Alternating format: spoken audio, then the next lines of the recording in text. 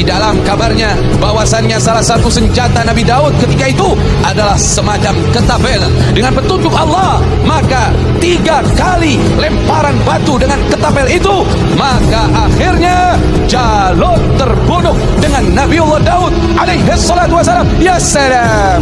Singkat kisah, pulang dari peperangan tersebut, Allah subhanahu wa ta'ala berfirman, setelah Nabi Daud membunuh Jalut, maka akhirnya Allah mendatangkan kepadanya kerajaan, tahta kerajaan, dan Allah berikan suara yang merdu baginya. Dikabarkan bahwasannya Nabi Daud punya 70 suara yang indah dan istimewanya, sekalipun beliau adalah seorang raja, sekalipun beliau adalah seseorang pemimpin, tapi apa? Tidaklah beliau memakan makanan melainkan hasil dari kerjanya. Masya Allah, nggak pernah ngambil dari harta kerajaan, nggak pernah minta dari duit rakyatnya, tapi dari hasil kerjanya Allah berikan kelebihan kepadanya. Itu besi kalau dipegang sama Nabi Daud kayak megang adonan.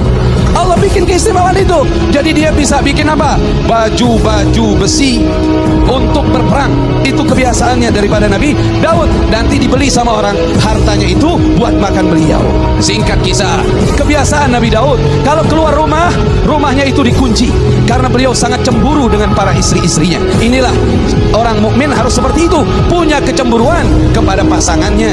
Akhirnya pada suatu ketika beliau kunci nih rumahnya, nggak ada laki yang berani masuk. Kalau coba-coba ada berani laki yang berani masuk, maka akan berhadapan dengan Nabi Daud alaihi salatu wassalam, dan semua takut sama Nabi Daud. Pada suatu hari ketika Nabi Daud pulang, ternyata di dalam rumahnya ada seorang laki-laki. Ditanya, siapa kamu? Kenapa kamu berani masuk ke dalam rumahku?